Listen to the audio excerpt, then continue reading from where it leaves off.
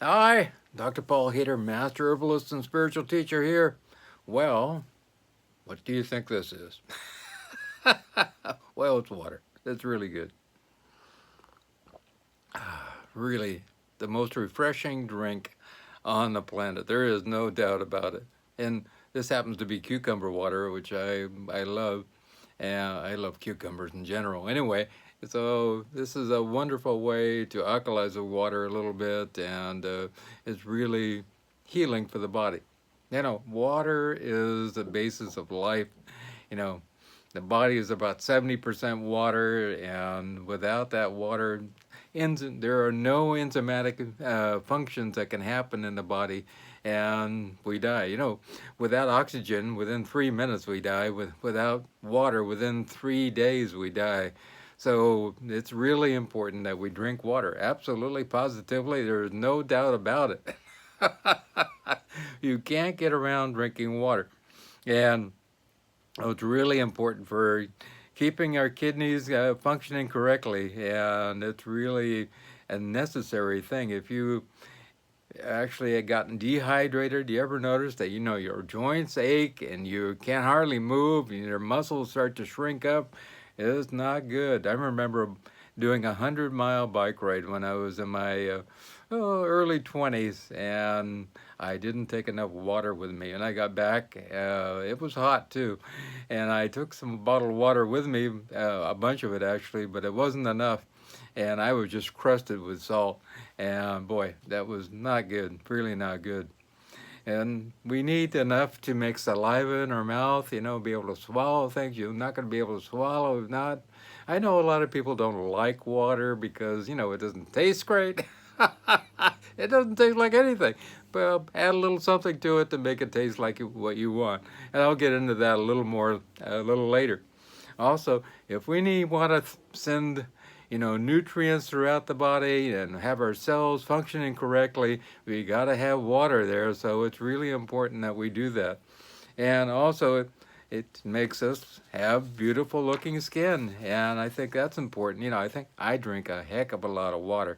And so that's really important that we allow ourselves to have that beautiful skin by hydrating a lot. And also weight loss, you know what I mean? If you drink a lot more water, you feel full. You that actually don't take in a lot more food because you don't need it, because you just feel great in general. And you feel full and you feel like, I have energy also.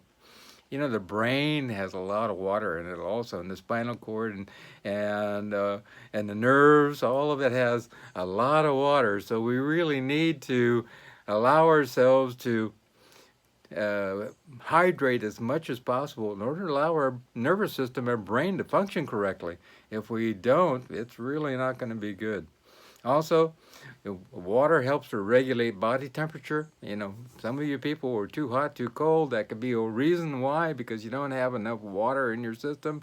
And I highly recommend you drink a lot of water. The good rule of thumb is 8-ounce glasses, about 8 of them.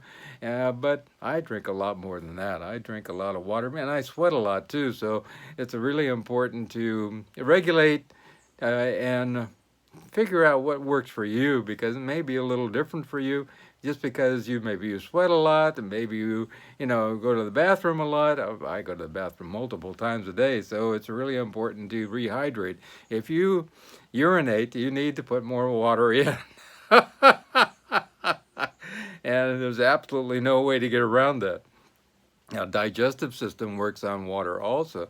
So we need to have that water to function correctly and in all areas of our body. Also, it helps to maintain blood pressure. If you don't have enough water, your blood pressure goes down. Really not good. No, not good. So, we also needed to make sure that our blood doesn't thicken up. I have a good friend, boy, he was an Ayurvedic practitioner, and we were in Washington D.C. and we're at a conference, and I hadn't seen him in a long while, and we were sharing a room, and I had a huge bunch of bottles of water, and it was hot there. It was really hot. And I was drinking maybe, boy, 3.5 liters of water a day or more. And here's my friend, he only drank about this much, and I say, man, this is not good. You got to drink more water. And he said, no, I'm taking so many herbs, I don't need it, you know. Okay. Well, about a month later, he was coming out of teaching a class, and in the parking lot, the blood thickened up so much that he had a heart attack and he died. And that was really such a waste, and I still miss my friend. So drink water, please. It really is absolutely necessary. We don't need you to, be die like that. That's really silly. It really is. Also, your lungs need water. Did you know we actually breathe out a lot of water vapor, and so that's really important. And they need to, all the mucous membranes in our body really need to be able to slide upon each other, and that's really important. Water is made from that too. And helps to prevent kidney damage, and that's really important. I mean, like I said, in 3 days, you start to destroy your body in general if you don't have water. If you want to have a good athletic performance and you want to be, a good athlete, you got to drink a lot of water. If you don't, you're going to feel tired. That point where you feel like, yeah, you're not going to get a message out of the way there. If you're not going to, you're feeling tired and you feel like, things are not good, I just had dragon. That's not good. That's by that point you're already dehydrated. So it's really important that you allow yourself to drink that amount of water that on a regular basis before you get dehydrated. So allow yourself to drink water on a regular basis. And you have to really remind yourself to drink water. That's important. Also, like I said about weight loss and helping to prevent kidney damage. Our kidneys actually filter about 120 and 150 liters of water every day, and about 2 quarts of that ends up becoming urine, and we take that out of our body. And we really need to get a lot of water into our system. That also helps to prevent urinary tract infections, so that's really important. And also, it helps to allow the kidneys to function correctly. It's got all these minerals and different agents in the blood that it's trying to filter out, and without enough water, the semi-permeable membranes that are in there can't function correctly. So it's really important that we allow our bloodstream and our glomerulus in our kidneys to function correctly by drinking enough water. And I think it's one thing that a lot of people don't do in general. Yeah, a lot of people, I hear this all the time. I don't like the taste of water. Oh boy, that is very interesting. But we can get around that, and I'll get into that in a moment. But there's a lot of things we can do. Also, drinking coffee, which has a lot of caffeine in it, is really dehydrating. So if you're drinking coffee, you really need to drink 1 or 2 cups to make up for that coffee also. It really doesn't help that much. As far as enough water goes, like I said, 8 glasses is probably the average, and that will make a good way of dealing with your water intake every day. But go by what you feel. That's really important. Most people are not listening to their body in general.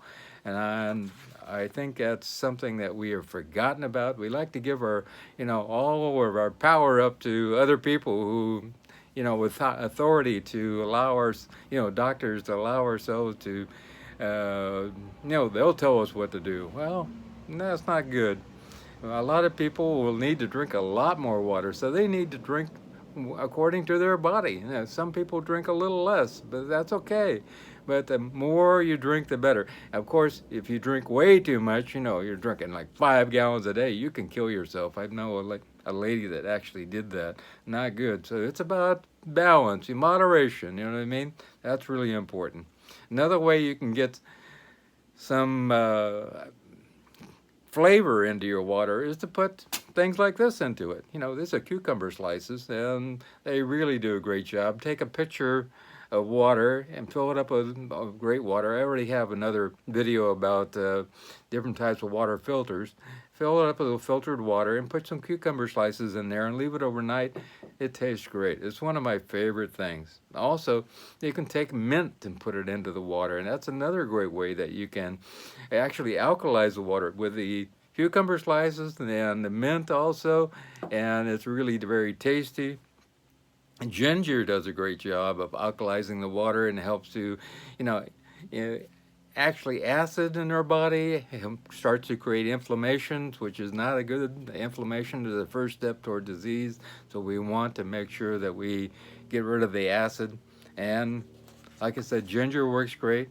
Rosemary, now that's a really nice one also, and I have rosemary growing in the backyard in our organic garden, and just taking a little bit, a couple tablespoons of that, and throwing it into of in some water. Take a whole sprig if you can. Just throw it in the water. It does a great job. And leaving it overnight in the fridge. Lavender water. Take some lavender sprigs and throw those in the water. Really, it does a great job. Chamomile. If you have a chamomile plant around, take a couple sprigs of that. Throw it in the water. Leave it overnight. Really good. Black cherries. You can cut up a bunch of black cherries in half, take out the pits, of course, and then throw them in the water and leave it overnight.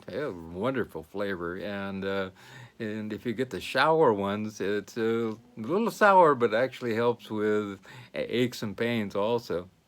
And honeydew melons, for some of you who like melon type flavors, you can put cantaloupe in also. Honeydew melon does a nice job of alkalizing the water. You can put some cubes of honeydew melon or balls of honeydew melon in the water. Also, a little bit of molasses will do a great job, just a little touch, and it's a little sweetener also. So these are many ways to change the the flavor aspect of your water, and at the same time get a little alkalizing in there, which is really inexpensive way to do that also. But there's also another way to allow ourselves to change and grow, and it's to understand that we are more than just this flesh and blood, and we're more than just as water. Science is coming to the point where they understand that, we're pure consciousness, absolutely, positively. And we know that inside the tubules in the brain, there are these quarks that are, and the subatomic particles, which are flashing in and out of existence. And we feel that now, even science is saying that this is a consciousness that goes on forever. Even when we pass away, that those particles go on. And very interesting. There's a doctor, I think it was Dr. Parnini, who did a lot of studies on this with people who had cardiac arrest. And there's also a lot of studies like with Dr. Moody and different people. I think a lot more people. Dr. Moody, Dr. Paulson, a whole bunch of different people. It was very interesting that when people are palliative doctors or hospice doctors, they see a very interesting processes happening while people are in the process of going to the other side of the veil. And sometimes, the nurses are there, the doctors are there, all of a sudden the door is closed, they see this bright light from under the door, and they look and, what the heck's going on there? Very interesting. They walk in the room, and all of a sudden, all the hair on their arms and their hair kind of like stands up. It's like this static charge. And this is about 24 hours before the person passes. And all of a sudden, the person is actually, maybe they had Alzheimer's and they really were not cognizant of any form, way, shape, or form. Maybe they have dementia so bad that they couldn't even talk. But in that last 24 hours, as they were about to pass, they become totally lucid.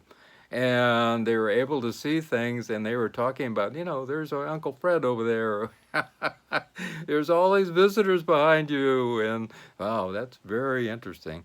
And they can just talk freely like that, anybody else. And even though they had something going on that made it so they couldn't talk in any way, shape, or form. And also, when people have near-death experiences, the great healings that happen when they come back. Maybe they had some disease, and when they come back into their body, all of a sudden that disease disappears. And that's a very interesting process. Why does that happen? I remember one man in particular had a huge abscess on his right thigh, and he had blood poisoning all over his body. And he came, he went into the light and followed through the tunnel. They told him it's not your time, you got to go back. And he came back, and all of a sudden his whole leg was healed up and all his blood poisoning disappeared. It was like, wow, very interesting. Also, I find it interesting of the shared near-death experiences where people have an experience where there are people standing around the bed of the person that's about to die, and all of a sudden they go through the tunnel with that person. They do the shared, life review and everything, and then they come back and they go, "Wow, what happened to you?"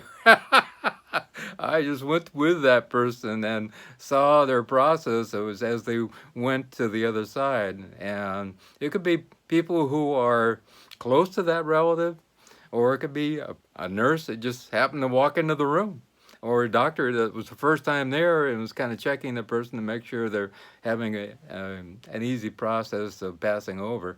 And so I think it's really interesting. We're coming into a place of understanding that we are this amazing energy which goes on forever, and this consciousness which is not about the end. There's no doubt about that. We have studies showing this absolutely. So take some peace from that, and take some understanding from that, and take some love from that. There's one interesting thing that came from all the different near-death experiences. When people come back, they become more loving and kind. And what they gather on from the other side is that we're supposed to be loving and kind and peaceful and giving love to other people. And that's what happens with these people. And they don't fear death anymore. So allow yourself to let go of the thinking that we're just this body, and allow yourself to know that we need to love people in a great way, no matter how difficult it can be. And remember to drink lots of water. That's really important for while you're here on this planet. So have a wonderful day. If you'd like to get a hold of me, and my consultations are no charge. Please feel free to call me at 831-869-9119, 831-869-9119. My email address is drpaulhaider@gmail.com, drpaulhaider@gmail.com. That's drpaulhaider@gmail.com. And if you click see more down below, you'll see all of this. It's all there. My website is paulhaider.com. That's www.paulhaider.com. And my Skype address is drpaulhaider. Send me an invite. You can text me, you can WhatsApp me. Any way, shape, or form that you want to get a hold of me. Except don't do it late, because I'll get back to you the next day. I go to bed early. I go to bed like the chickens.